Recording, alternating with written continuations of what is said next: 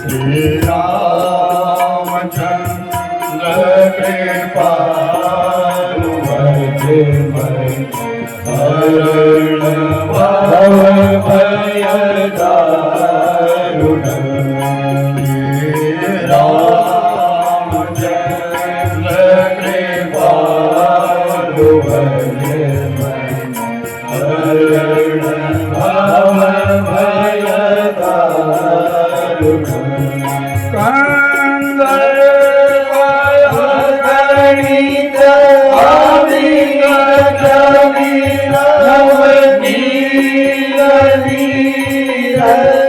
सुंदर मानहु तड़े तरुचि नौमी जनक सुताव। रामचंद्र कृपालु भजे हरण भव भय दारुण। श्री राम जय जय राम।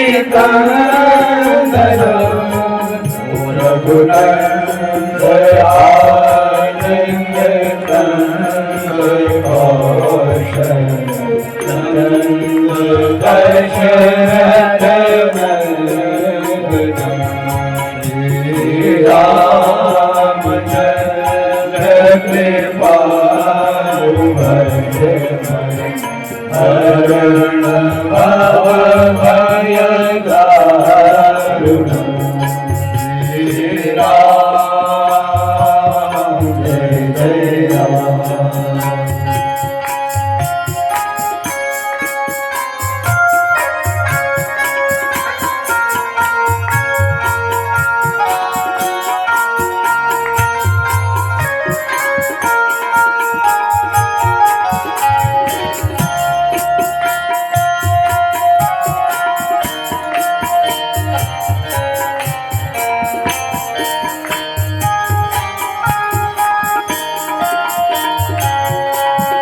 सिरमोगढ़ कुंडल तिलक दारु उदारु अंग विभूषण। भूषे सिर राम जित कर दूषण। रामचंद्र कृपालु भजे हरण भव भय दारुण। श्री राम जय जय राम।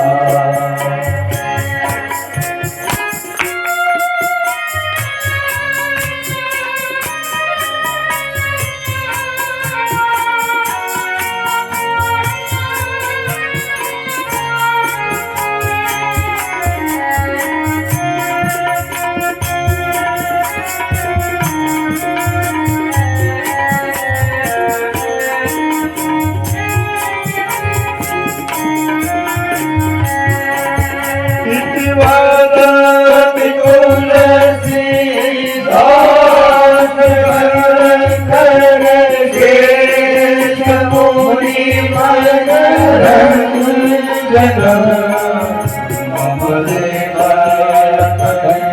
देव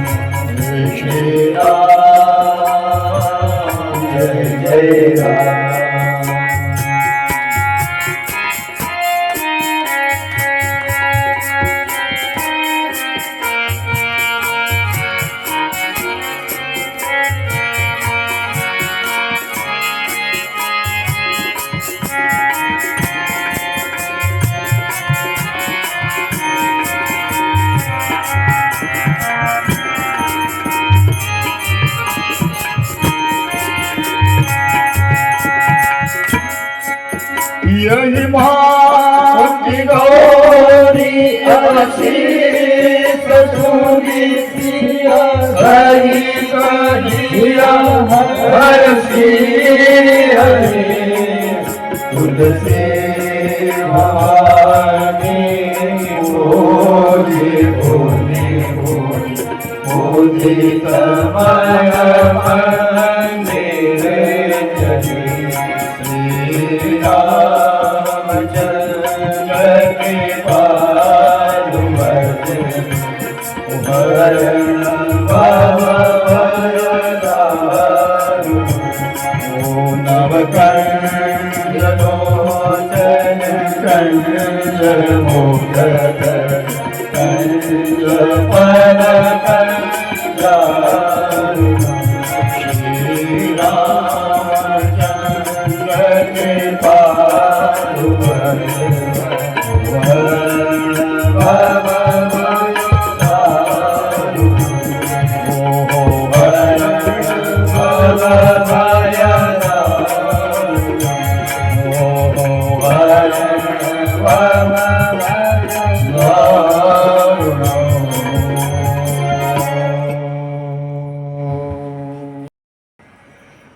चित्रकूट में रहते रहते आज 8 वर्ष पूरे हुए और अयोध्या के सिंहासन के ऊपर चरण पादुका को विराजमान किए हुए आज 8 वर्ष पूरे हो रहे हैं। भगवान राम और सीता मैया दोनों अपनी कुटिया में गहरी नींद में सोए हैं। आधी रात का समय हुआ तो कुछ चलने की आहट हुई, कोई चल रहा। सीता मैया को भय लगने लगा, डर लगने लगा, कहीं ऐसा तो नहीं लक्ष्मण अकेला है, उस लक्ष्मण के ऊपर कोई दानव आकर के आक्रमण तो ना कर दे। इसलिए भगवान राम को सोते हुए को उठा दिया।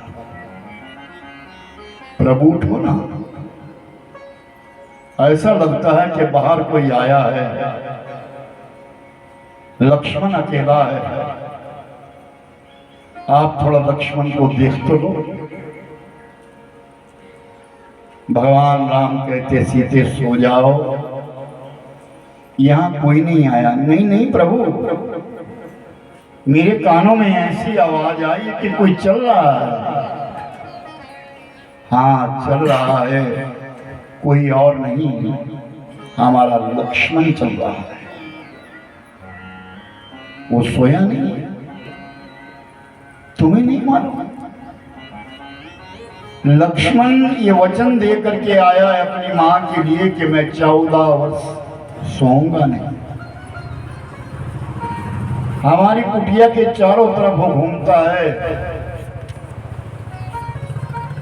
कोई राक्षस ना आ जाए, कोई दानव ना आ जाए, कोई हिंसक पशु ना आ जाए, इसलिए वो पहरा देता है, पूरी पूरी रात पहरा देता है। तो सीता मैया विचार करती है कि अगर कोई व्यक्ति 3 दिन सोए ना,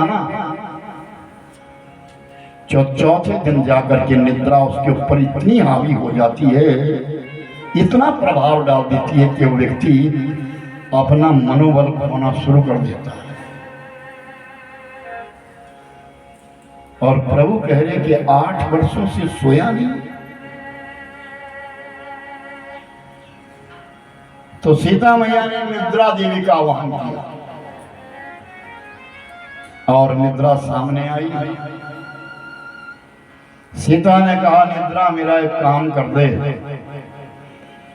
मेरा लक्ष्मण 8 वर्षों से सोया नहीं है, और जो व्यक्ति सो जाता है उसको शांति मिल जाती है। शरीर की सबसे बड़ी थकावट जो है वो सोने से ही नष्ट होती है। 8 वर्षों सोया नहीं लक्ष्मण, इस लक्ष्मण को थोड़ी देर अपनी गोदी में सुला दे। निद्रा गई और निद्रा ने जाकर के लक्ष्मण के ऊपर अपना पल्लू डाल दिया। जैसे ही निद्रा ने अपना पल्लू लक्ष्मण के ऊपर डाला, लक्ष्मण की आंखें बंद होने लगी। तो लक्ष्मण को चेतन है, एकदम खड़ा हो गया। कौन है, कौन है मेरी इन 15 को तोड़ने वाला, कौन है? तो स्त्री का रूप धारण करके निद्रा खड़ी है, जानती है लक्ष्मण जती है, मुझे दंड देगा तो मैं कहीं की योग्य नहीं रहूंगी। तो निद्रा कहती है, लक्ष्मण मैं अपनी इच्छा से नहीं आई हूं, तुम्हारी भाभी सीता माता ने मुझे यहां भेजा है कि थोड़ी देर तू विश्राम कर। लक्ष्मण कहते, देवी तेरा बहुत बहुत धन्यवाद, पर मैं सोऊंगा नहीं। तू एक काम कर, जब आई है ना तो मेरा काम करके जा। क्या? मेरी पत्नी जिसका नाम उर्मिला है, वो उर्मिला भी सोई नहीं है। मैं तो पुरुष हूं, लेकिन वो एक स्त्री है और वो सोई नहीं है। थोड़ी देर जाकर के उसे अपने पल्लू के बीच में लेकर के सुला दे, विश्राम मिल जाएगा। और वो निद्रा देवी अयोध्या के लिए आ गई। आधी रात का समय था। केकई भवन के बाहर उर्मिला खड़ी है, पहरा दे रही है। मैंने बीच में एक प्रसंग सुनाया था,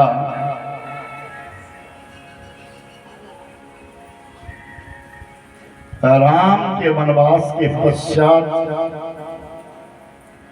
केकई बहुत रोती थी, बहुत रोती थी केकई। एक दिन केकई के रोने की आवाज जब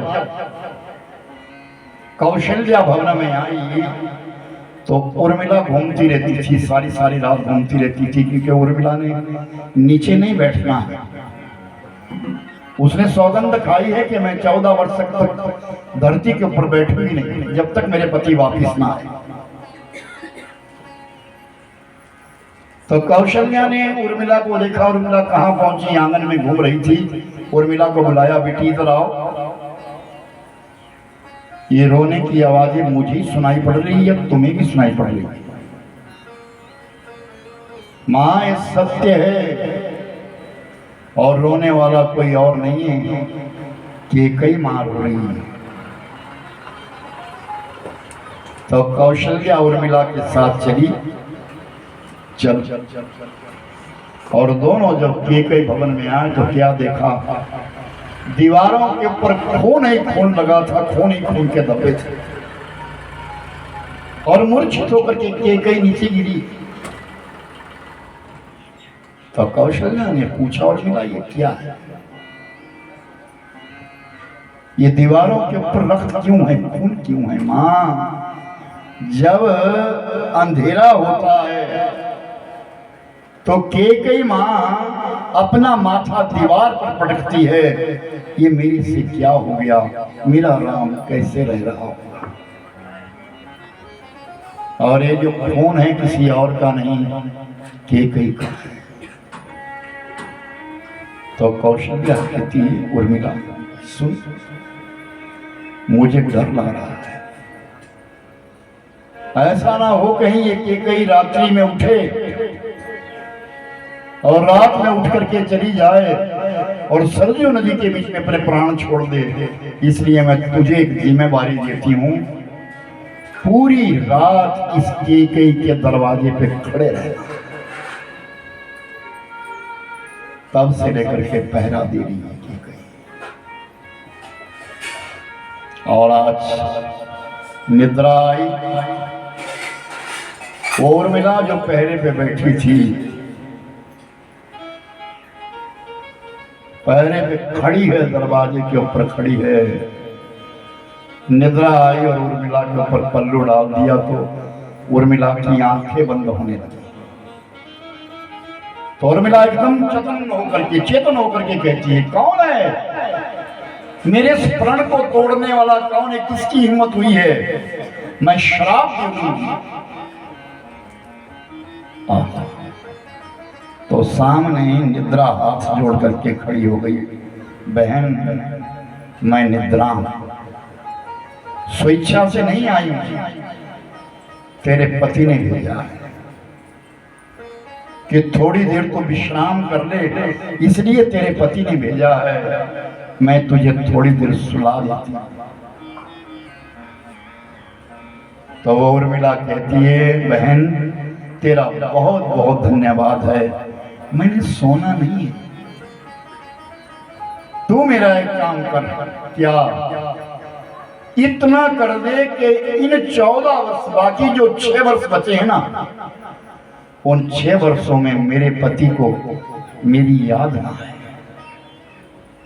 उनके मन से मुझे निकाल दे। ऐसा ना हो कहीं कि वो मेरे प्रेम प्यार को याद करते करते अपनी सेवा करना ही भूल जाए, सेवा धरना ही भूल जाए।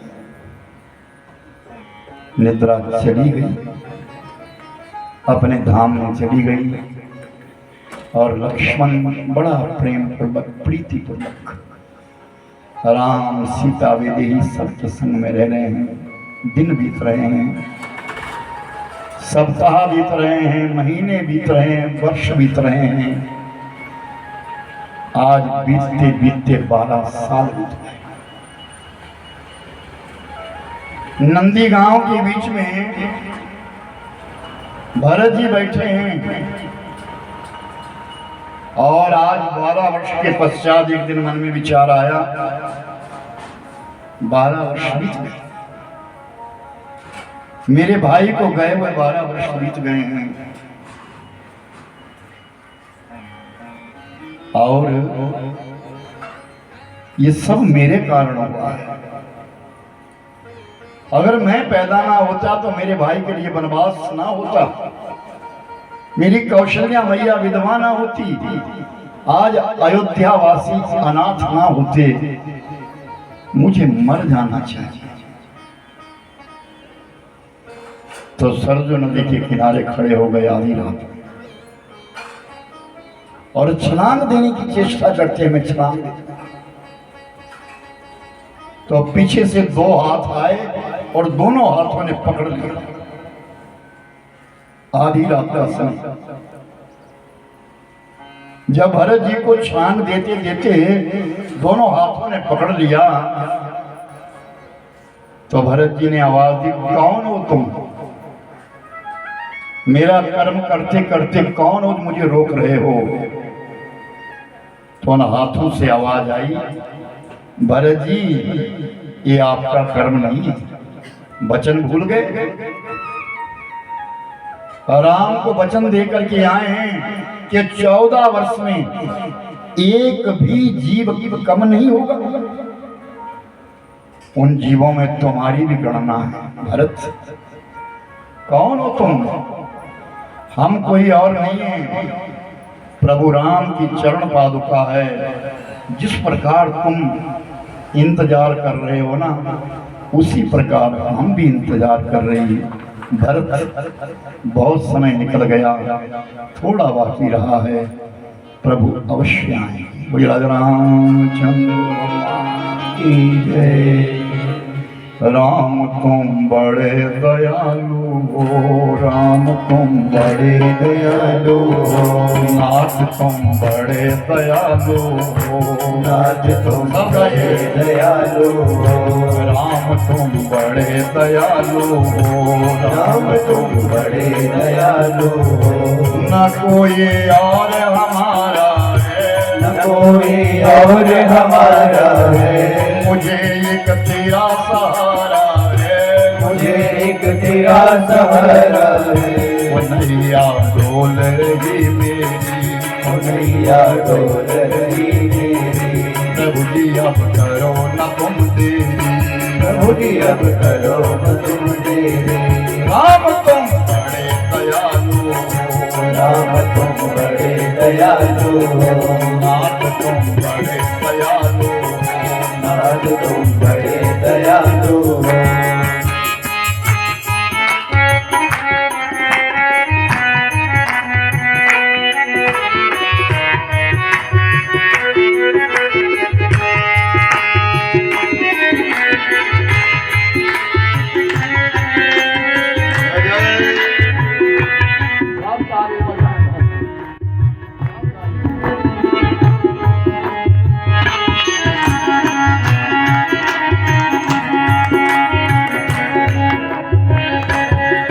यश गाया वेदों ने, यश गाया वेदों ने, मार नहीं पाया वेदों ने, मार नहीं पाया वेदों ने। तेरा यश गाया वेदों ने, तेरा यश गाया वेदों ने, मार नहीं पाया वेदों ने, मार नहीं पाया वेदों ने।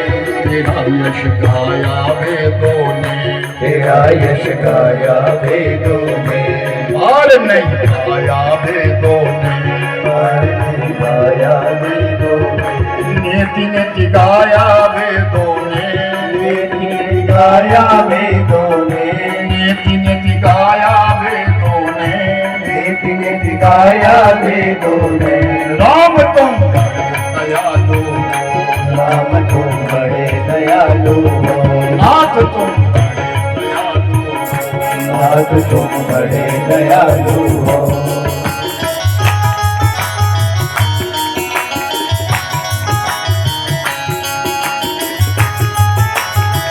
उधर भी ताली बजाएं। हाँ भूल गए आप, यहाँ से उधर चले गए तो ताली बजाओ।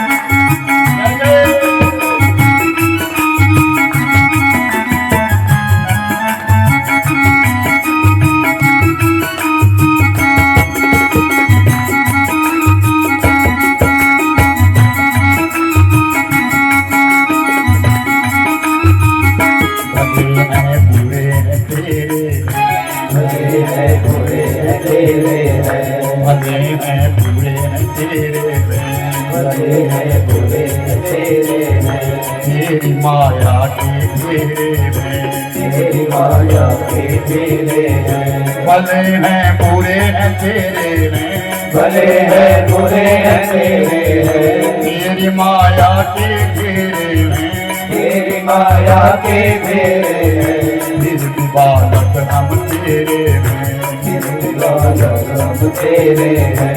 राम तुम नाथ तुम बड़े दयालु हो, नाथ तुम बड़े दयालु हो, नाथ तुम बड़े दयालु हो। हरि बोल।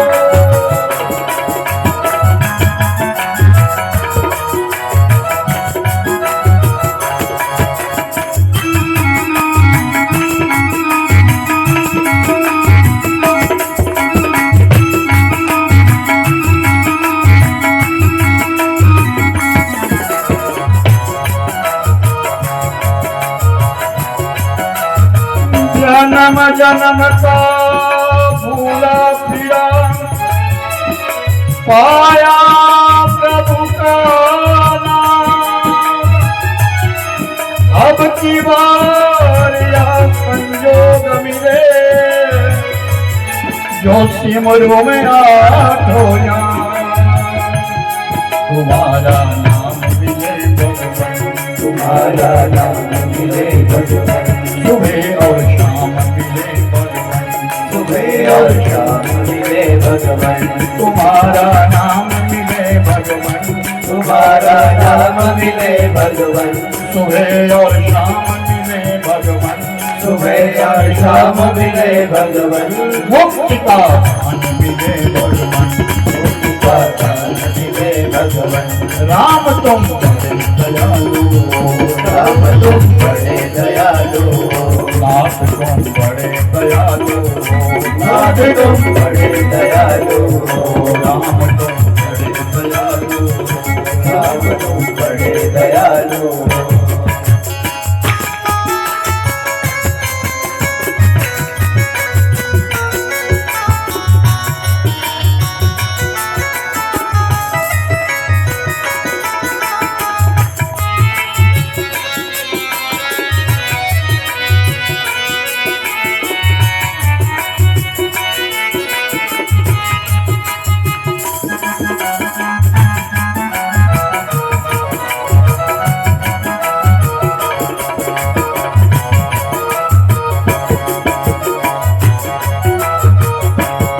कोई और हमारा है, कोई और हमारा है, मुझे एक तेरा सहारा है, मुझे एक तेरा सहारा है।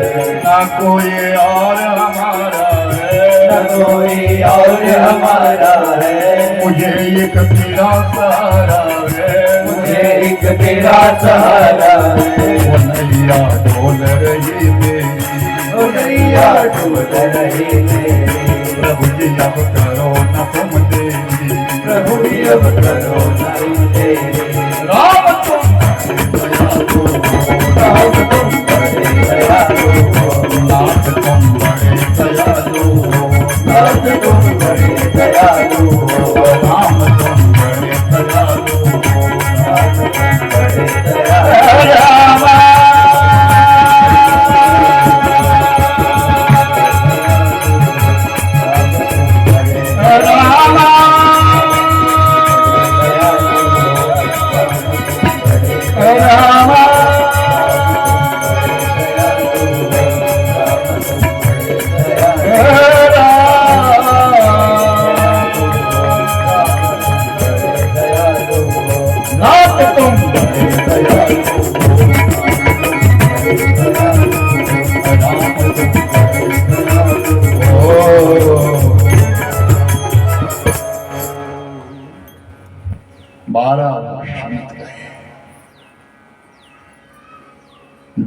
बाकी रहे हैं वनवास के। भगवान राम ने विचार किया अब कहीं निकलना चाहिए, यहां से हमको जाना चाहिए।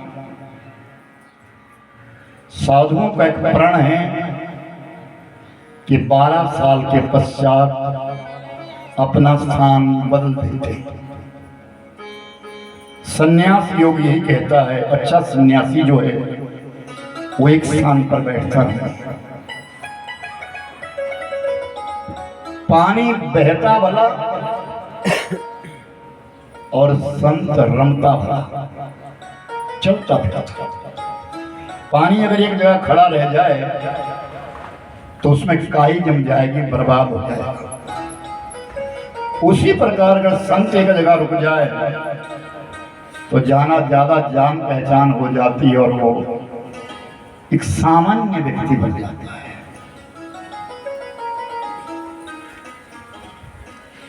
भगवान राम ने विचार किया हमको यहाँ नहीं जाना चाहिए, बहुत सारे अभी काम बाकी रह गए, संतों के पास कुछ समय बिताना चाहिए, बैठना चाहिए, जिंदगी में कुछ ना कुछ अनुभव लेना। जंगल में आए, वन में।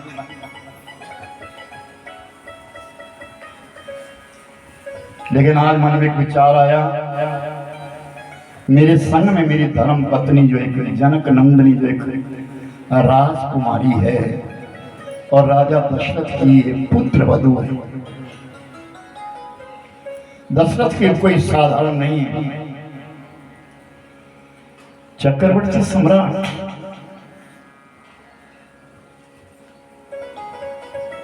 और इसके पास तन के ऊपर कोई ना अच्छा वस्त्र है और कोई गहने नहीं।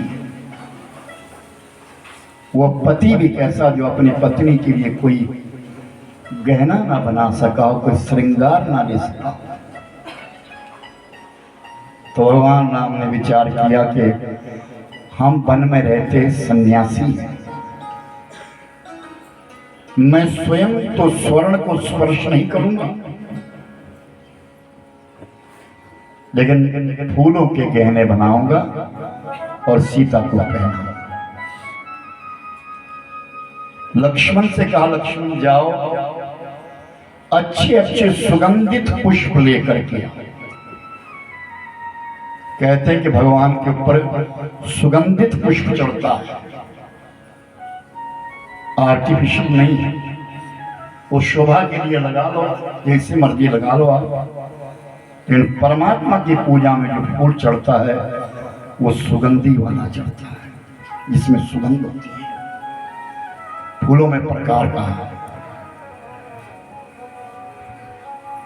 चींटी चढ़ी कई उमा। लक्ष्मण से कहा कि लक्ष्मण तो पुष्प कुश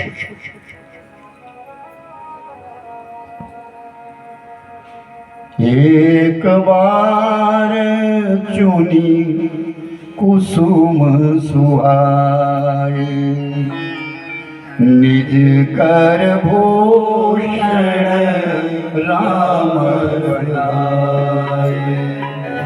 एक बार चुनी कुसुम सुहाए, निज कर भूषण राम बनाए।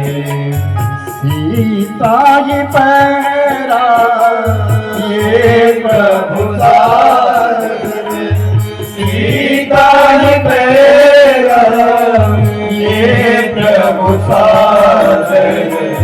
बैठ पटी करती बैठ पटी करती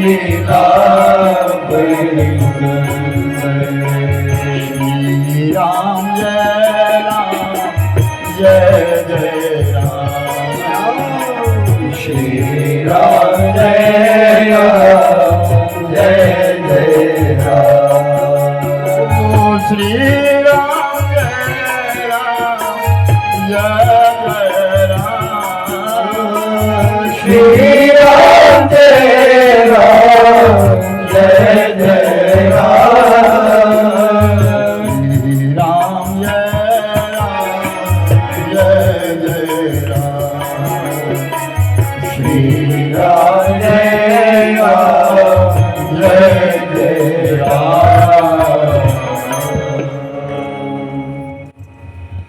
एक बड़ा पत्थर था, उस पत्थर के ऊपर सीता को बिठा दिया। बड़े सुंदर सुंदर पुष्प जिनमें सुगंध थी लक्ष्मण चुन चुन करके लाया। भगवान राम ने पहले वेणी बनाई और वो बालों में लगा दिए। सीता मैया के हाथों में फूलों के कंगन पहराए और कंठ के बीच में जब माला पहनाई, सीता मैया वन देवी इतनी सुंदर सज गई। और उस समय प्रभु की एक विविध माया, उस चित्रकूट के जितने भी पशु पंखी थे वो सब आने लगे और सीता मैया के चरणों में प्रणाम करने लगे। हवा चली और इतनी तेज हवा चली कि जो पेड़ बहुत बड़े हो गए थे वो पेड़ झुकने लगे और झुक करके सीता मैया के चरणों में प्रणाम करने लगे। बड़ी विचित्र माया। ये देवराज इंद्र, जो देवताओं का राजा इंद्र है, इसका एक पुत्र है जो बड़ा दुष्ट है, उसका नाम है जयंत। वो उस समय देवलोक से नीचे आ रहा था और जब वो देवलोक से नीचे आ रहा था तो उसने देखा इतने पशु पंखी ये कहां जा रहे हैं, तो वो भी चला आया। उसने दूर से देखा कि कोई इंसान नीचे बैठा है और अपनी पत्नी को ऊंचा बिठाया है और उसकी पूजा कर रहा है। ये क्या कर रहा है? इसकी परीक्षा लेनी चाहिए। कहते कि धर्म की रक्षा करो, धर्म की परीक्षा मत करो। धर्मो रक्षति रक्षतः। धर्म की अगर तुम रक्षा करोगे तो धर्म तुम्हारी रक्षा करेगा, और अगर धर्म की परीक्षा करोगे तो हमारे लिए वो धर्म घातक हो जाएगा।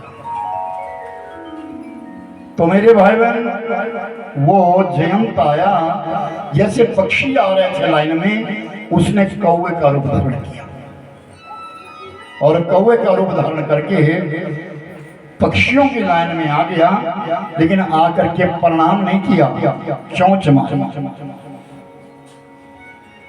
सीता चरण चोंच अति भागा, मूढ़ मंद मति कारण का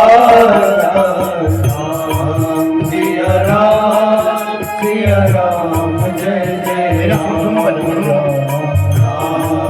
मेरा सिया राम जय जय राम।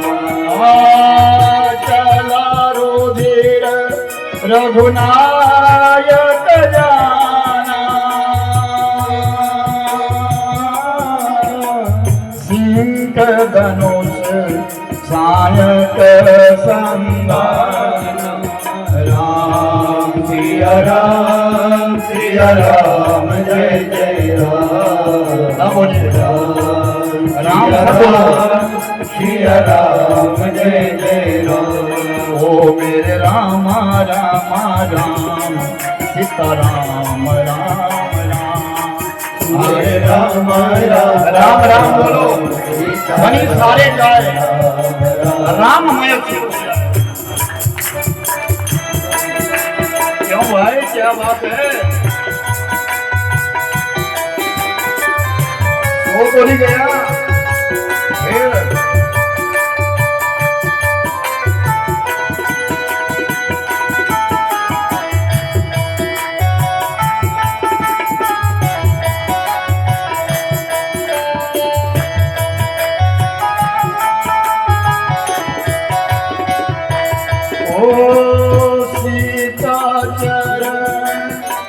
चोंच अति भागा, मूढ़ मंद मति कारण का। हरे राम सिया राम जय जय राम। ओ राम सिया राम जय जय राम।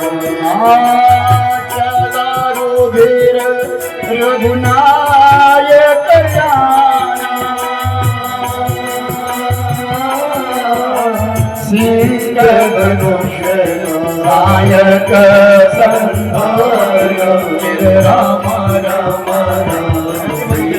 राम राम राम। ओ मेरे राम राम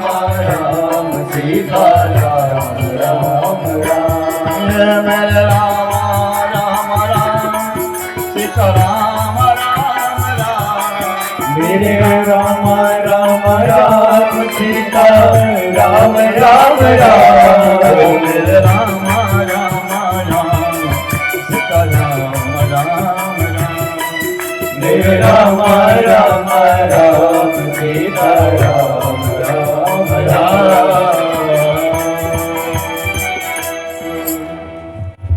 कौआ आया, कौए ने प्रणाम नहीं किया, चोंच कोमल पांव है सीता मैया के, और सीता मैया के पांव में जब चोंच मारी, चला रुद्र लघु नायक जाने, खून बह गया, खून की धार निकल गई।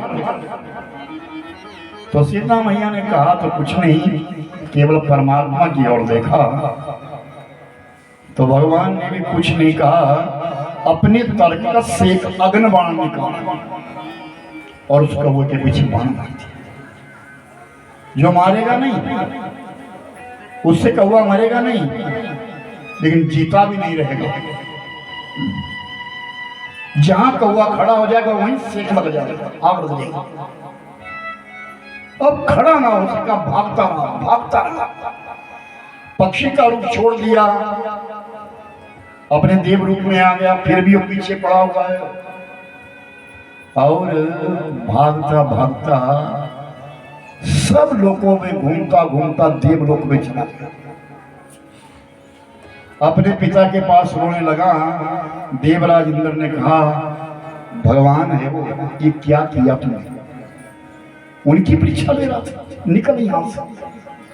ऐसा ना हो कहीं कि ये बाण तेरे से हटे और मुझको लग जाए, इसलिए चला गया।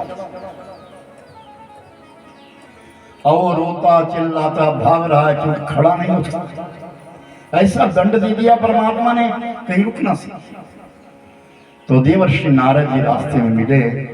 साधु है, साधु का हृदय बड़ा कोमल होता है, बाहर से चाहे वो कितना कठोर है, लेकिन अंदर कोमल होता है। और नारद जी के चरणों में उस जयंत ने जब प्रणाम किया और कहा, मुझे इस बाण से छुड़ा दे, मेरा बहुत बुरा हाल है। कहा, कहते बुरा किया भगवान से और दुनिया से भला चाहता है। जो ईश्वर का बुरा करता है उसका भला कौन कर सकता है? एक उपाय है, क्या? चला जा उसके पास, राम के चरणों में ही चला जा, वहीं जाकर के क्षमा मांग ले, बस। और कोई साधन नहीं।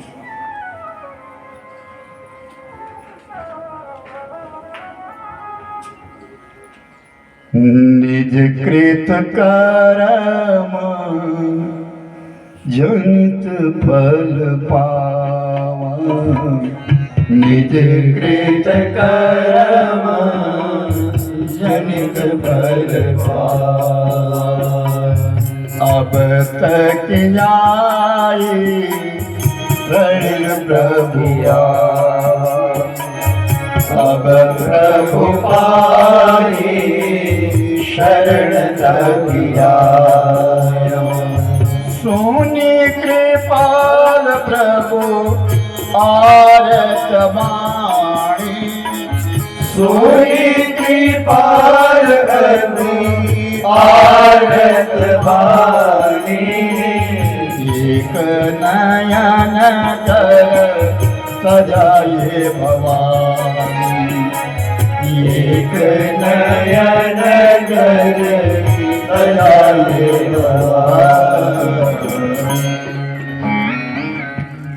भगवान शिव कह रहे भवानी के पास।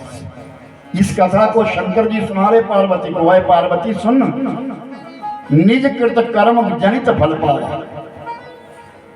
उस कौवे ने जो कर्म किया उसका फल उसने पा लिया। अब प्रभु पाई शरण तक ही आवा, भगवान कह रहे, भगवान के पास कह रहा है, अब आपकी शरण में आ गया हूं, मुझको क्षमा कर दीजिए। और सीता मैया ने बड़े प्रेम दृष्टि से राम जी की ओर देखा।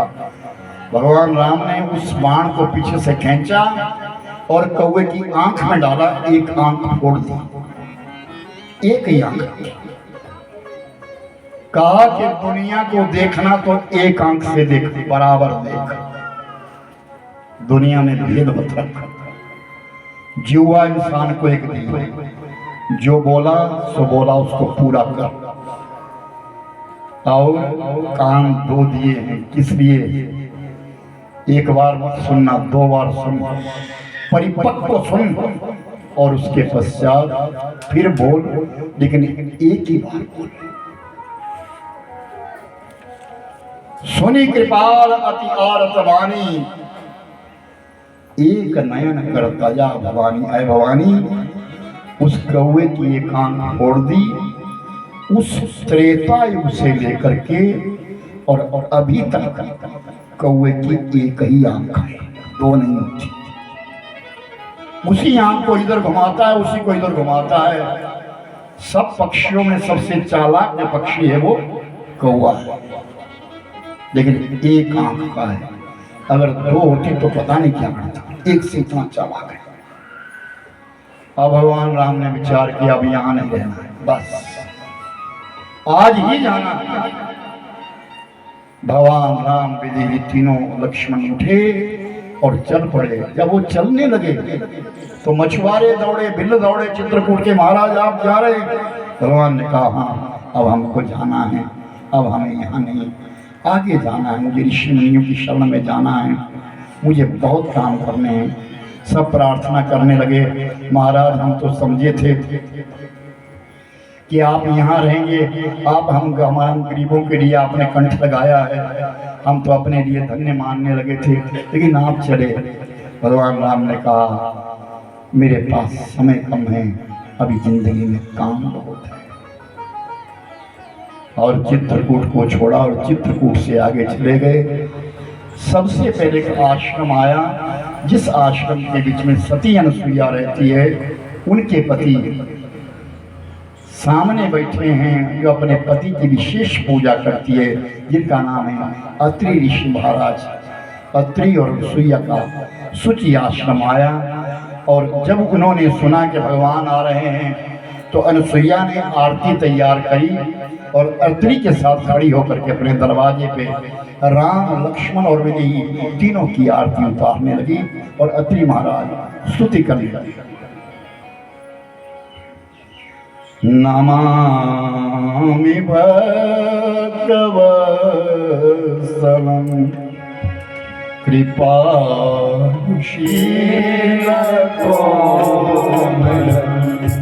नमामि भगवत्सलं कृपाशीलकोमलं,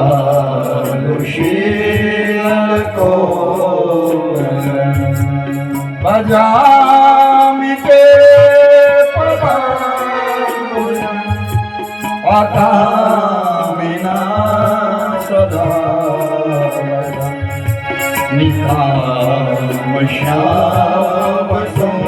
निकामश्यामसुन्दरं भवान्मुनाथमन्दिरं भजानगङ्गलोचनं मदायोषमोचनं, नमामि भगवत्सलं कृपाशीलकोमलं,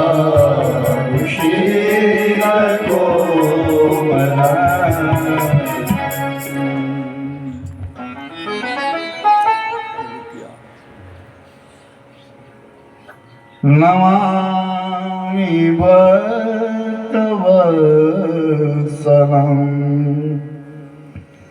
कृपाशीलकोमलं। भगवान की वेद स्तुति कर रहे हैं। परमात्मा आप है कैसे?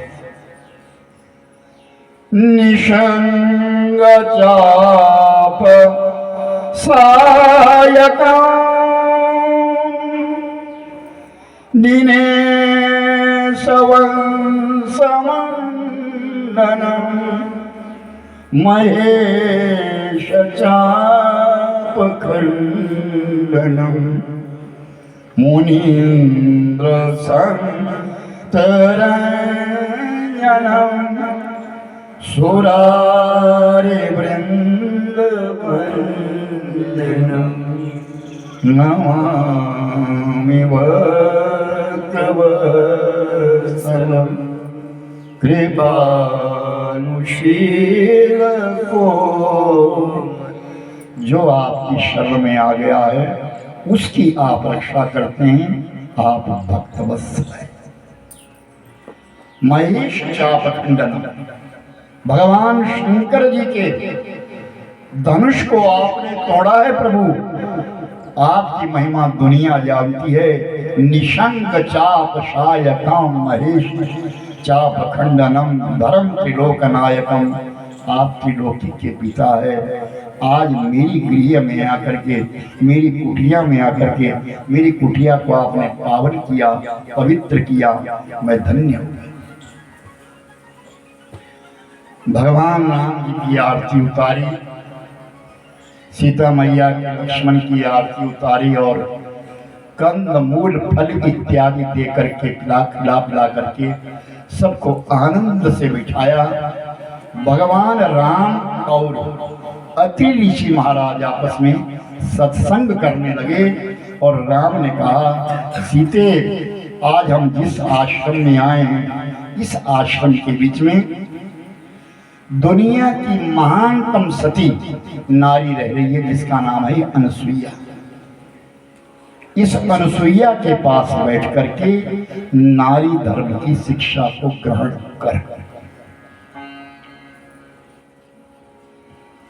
वो दिव्य भूषण बसन परिहाय, दिव्य भूषण बसन परिहाय, तेरित नूतन अमल सुहाए, जे नित नूतन अमल सुहाए, दिव्य वसन भूषण परिहाय, दिव्य वसन भूषण परिहाय।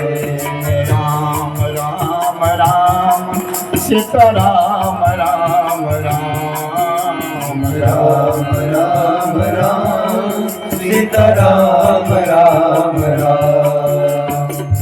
कह जे विवादो सरस मृदु वाणी, कह जे विवादो सरस मृदु वाणी, नारी धर्म कछु व्याज बखानी, नारी धर्म कछु व्याज बखानी, दिव्य वसन भूषण परिहाय, दिव्य वसन भूषण परिहाय।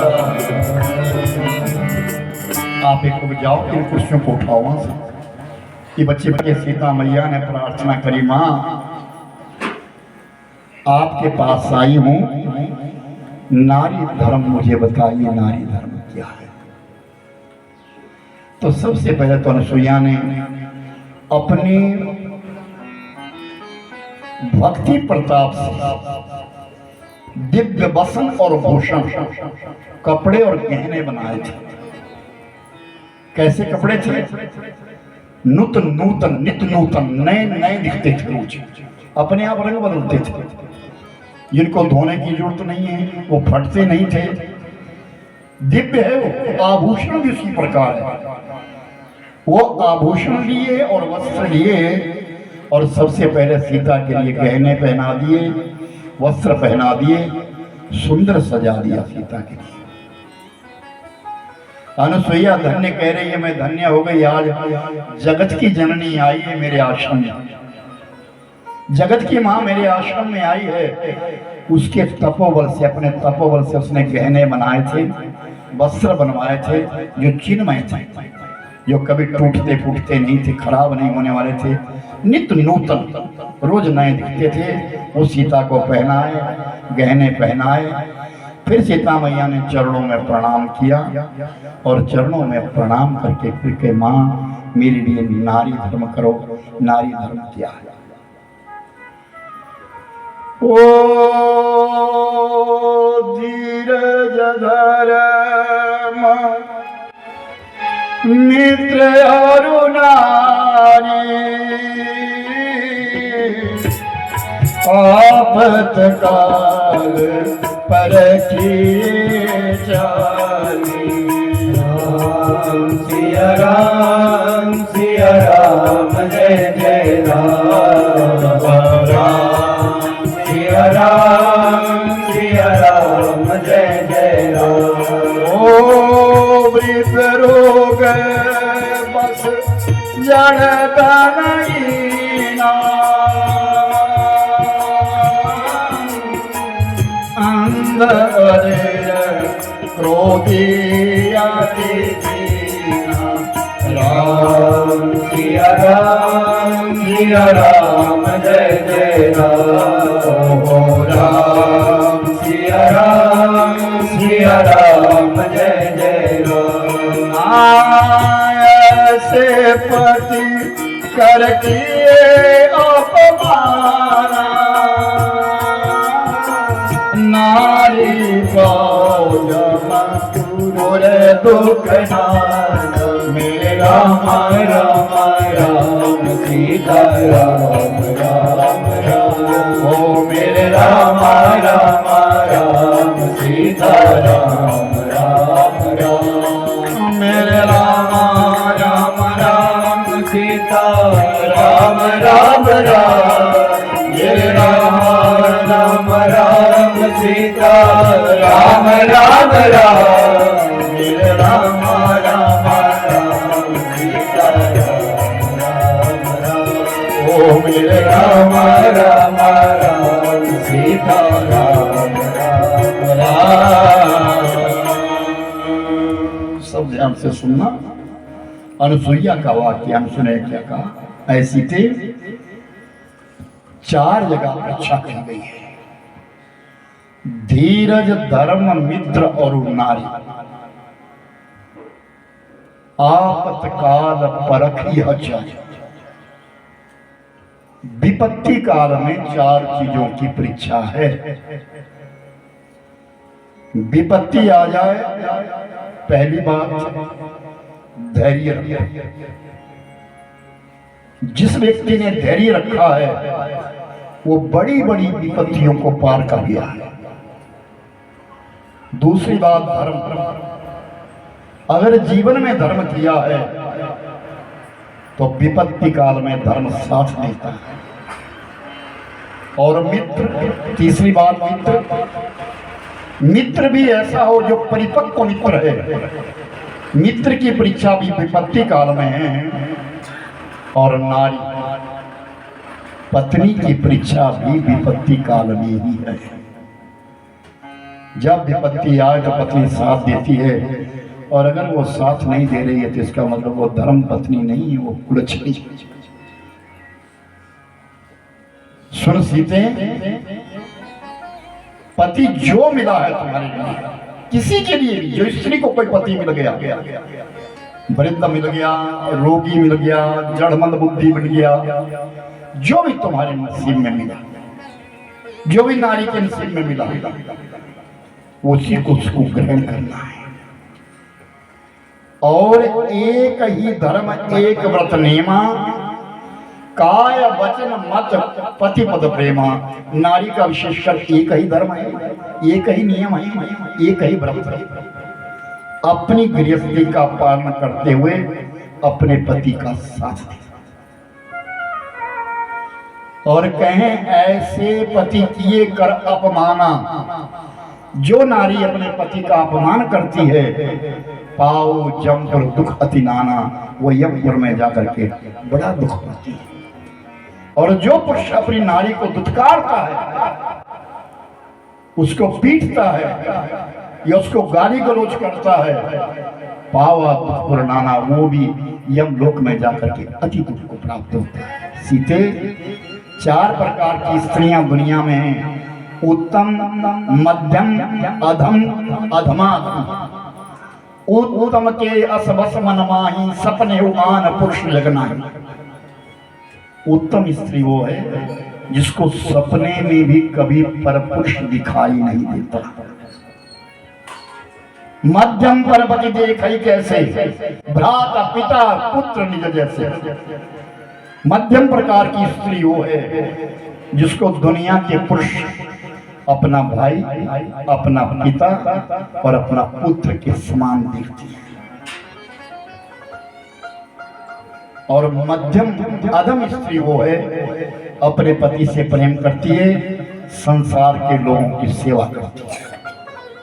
अधमाधम वो है परपति रतिमति करही, जो परपति दूसरे के पति के साथ साथ रतिमति करती है, ऐसी नारी पति वंचक पर रतिमति करही और रौरव कल्प सत परही। और रौरव नामक नरक के बीच में 100 कल्पों तक पड़ी रहती है।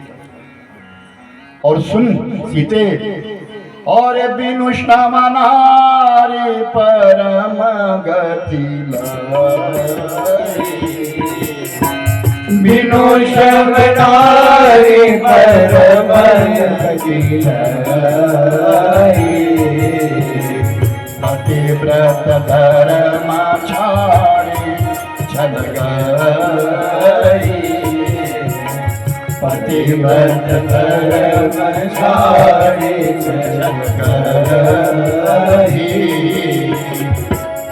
बिनु श्रम नारी परम गति नहीं।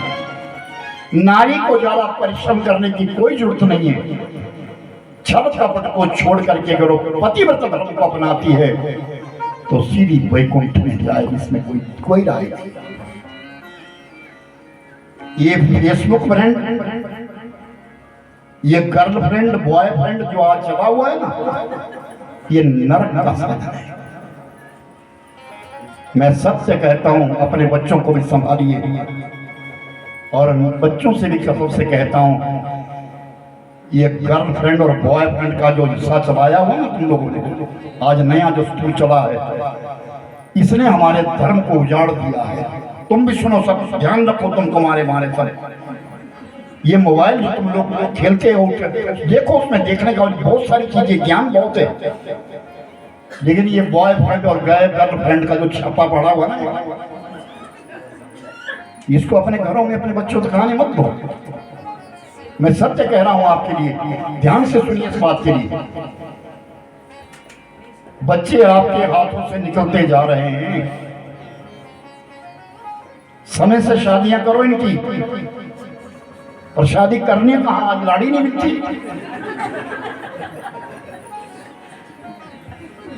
शादी होनी कहां से?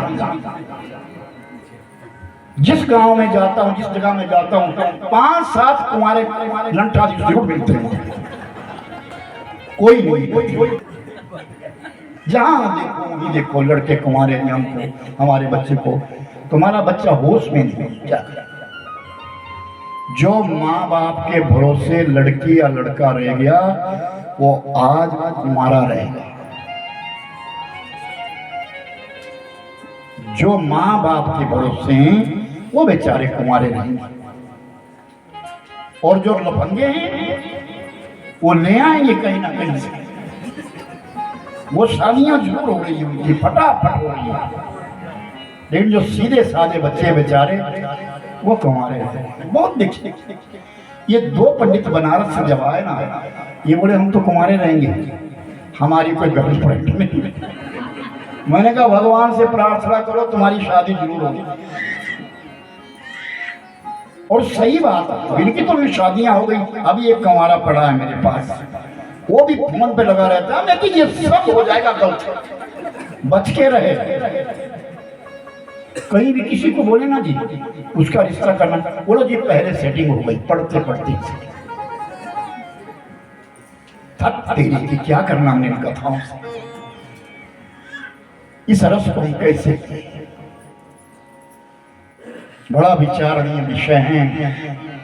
मैं सरेआम कहता हूं, बात हमारी छुपाने वाली बात नहीं है। जो आज घटना घट रही है, कल इतवार का दिन है, हो सके तो अपने बच्चों से कहो चलो बैठो बैठो, थोड़ा समझिए तो सही, हम कहीं गलत राह पे तो नहीं जा रहे हैं। जो माँ बाप हम पर इतना खर्चा कर रहे हैं, अपना समय दे रहे, अरे सुनो, प्रातः काल का समय भगवान के भजन का समय होता था। आज उन बच्चों को तैयार करने के लिए तुम सवेरे सवेरे अपने आप भी नहीं नहाना, पहले उनको नहा लेना, उसकी पैंट बनाओ, उसकी टाई फंसाओ, उसकी नट नाई बढ़ाई, उसके जूते पॉलिश करो, फिर भेजो उसको, पकड़ के ले जाओ। और वो क्या गुल खिलाएगा। तुम्हारा समय था वो हरि भजन का समय, प्रातः का, उस ब्रह्म मुहूर्त में तुम भगवान की पूजा करते। उस समय तो तुम तैयारी करने, 7 दिन के लिए 7 प्रकार के कपड़े चाहिए। गजब की बात है। इसीलिए मैं कहता हूं इन कथाओं का उद्देश्य ये है कि हम कुछ मनन करें, कुछ समझे इससे। अगर इसका आचरण हम कर नहीं रहे तो फिर कथा सुन के रहे। अब 1 किलोमीटर की दूरी में 3-3 कथाएं लगी है। बताओ क्या ड्रामे हैं यहाँ। हमारी तरफ ऐसा नहीं होता, शहरों में भी ऐसा नहीं होता। जब एक कथा लगी तो एक ही लगी, आज 3 कथा लगी है। कहाँ जाएं बेचारे लोग, जाना पड़ेगा। नहीं गए बोले तो आया नहीं। जब एक कथा शुरू हुई है तो उसके बाद दूसरी लगाओ भाई। 3-3 कथाएं इकट्ठी हो रही है, क्या कर रहे हो। कितने आदमी तो यही हैं और कितने आदमी आएंगे, कहां से आएंगे। लेकिन इस विचार को नहीं कोई कर रहा है। बस कथा करनी है, करनी क्या है पता नहीं। मैंने कहा ना कल, मैंने कथा में कह रहा हूँ, घर वाले को पूछा कि तू कथा सुन के, हाँ जी कथा सुन के आई। क्या सुनाया, फिर मुंडी नीचे, मेरी याद बना क्या था, बेदाना था, वो याद है। तो तू दाऊ वो याद है, लेकिन ये पता नहीं कि वहां सुनाया क्या, हमारे लिए क्या कहा। हमारा सनातन परिपक्व होना चाहिए। प्रातः काल की आरती में सारे गांव के लोग इकट्ठे हो जाओ। थोड़ी सी देर में जरूर कुछ टिप्स कहता हूं आपके लिए, आपकी गृहस्थी के लिए। वो स्मरणीय है, उनको सुनो, उनको समझो। प्रातः काल की वंदना, वो स्तुति हमको कहीं से कहीं पहुंचा दी। कितना राम नाम गाया जाता है, असंख्य हजारों की संख्या में सुबह राम राम हो जाता है जब आरती। तो ये हमारा सनातन है। इस सनातन के लिए हमें जो कुछ भी बलिदान देना पड़े देना चाहिए। अपने बच्चों को संभाल, वरना हाथ से निकलते जा रहे हैं और बहुत दुर्दशा होगी। अभी देखना आपने, अभी इस पीढ़ी को तो आप चल रहे हैं, इससे आगे वाली जो पीढ़ी है अगर जिंदे रहेंगे, अगर 20-25 साल जीते रह गए ना तो संसार कितना क्रोध है बच्चों में, आज देख लीजिए आप, बहुत क्रोध है। अपने माता पिता की इतनी अवहेलना है। हमें वो जमाना याद है, बीड़ी सिगरेट कोई पीता नहीं, अगर कोई पीता था तो बड़ा कोई सामने से आ गया तो फेंक देगा, हाथ जल जाएगा, कुछ हो जाएगा, फेंक देगा। हाँ तो ऐसा नशा करके चलते, इसका पता ही नहीं। संभाल लो अपने संतान के लिए, कहीं ऐसा ना हो ये शरीर नष्ट हो जाए, ना किसी की सेवा कोई करने वाला हो, ना कोई भजन करने वाला हो, फिर हम गुलाम हैं। आज हमें कहा जाता है बच्चे 2 या 3, फिर आया 1 या 2, फिर आ गया 1।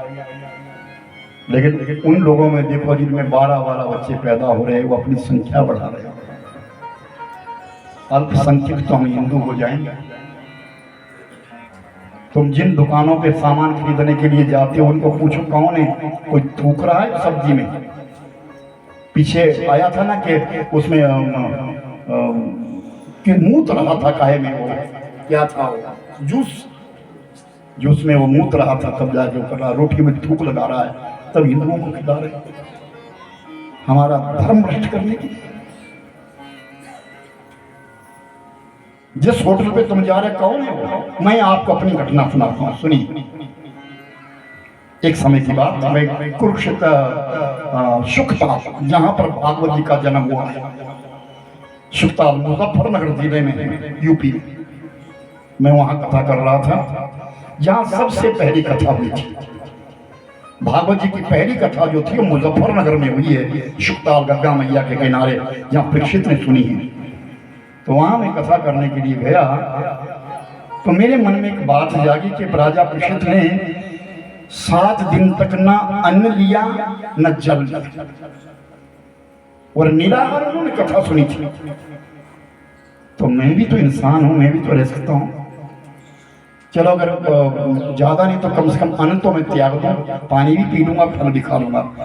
मैंने 7 दिन ना पानी पिया, पानी तो पिया, अन्न नहीं खाया। 7 दिन अन्न नहीं खाया बिल्कुल नहीं। और 8वें दिन जिस दिन भंडारा हुआ उसी दिन हमको लौटना था वापस, मेरे साथ पंडित जी भी थे। तो उस दिन वहां पे मालपूड़े बने और मैं थोड़ा लालची भी हूं, सच बताऊं आपको, खाने पीने का। और वो मालपूड़े ऐसे, तुम्हारे यहाँ मालपूड़ा नहीं बनता, हमारे यहाँ बनता है बिल्कुल रुमाली मालपूड़ा कि आप 10-11 मालपूड़े तो आम आदमी खा जाएगा, मीठे मीठे 5-6 तो खाता ही खाता। यहाँ तो ज्यादा खाएगा, 2 खाएगा, 3 खाएगा। वो रुमाली मालपूड़ा होता है बिल्कुल, इसमें तेल घी नहीं है, कुछ नहीं है, बहुत सूखा सा होता है। तो वो ऊपर से ही बनाने वाला गया था कंडा घाट से, कंडा घाट से साथ ले गए थे बनाने वाले, ने कहा तुम चलो साथ। और वहां पे जब उसने मालपूड़ा बनाया तो मेरा मन किया कि मैं भी खाऊंगा, लेकिन इस धरती पे नहीं खाऊंगा, पैक करो मेरे लिए। और मैंने वो मालपूड़े अपने लिए पैक करवा दिए। तुम में से कोई था मेरे साथ? रमण तो था नहीं राम। पूछो कौन हो तुम? आवाज जा रही है, सारे लाउड स्पीकर लगे हैं। मैं इन बातों को बड़े शहरों में इसी प्रकार बोलता हूँ, चैलेंज करके बोलता हूँ। पहले ये देखो कोई हिंदू भाई है कोई और है।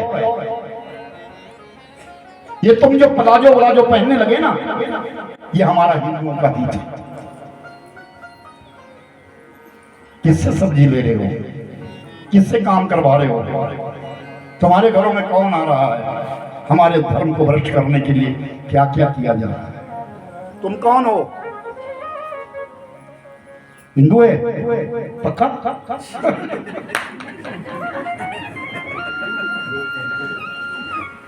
कट्टर हूं मैं। बोल सच्चिदानंद भगवान। अरे काशी जी में कथा थी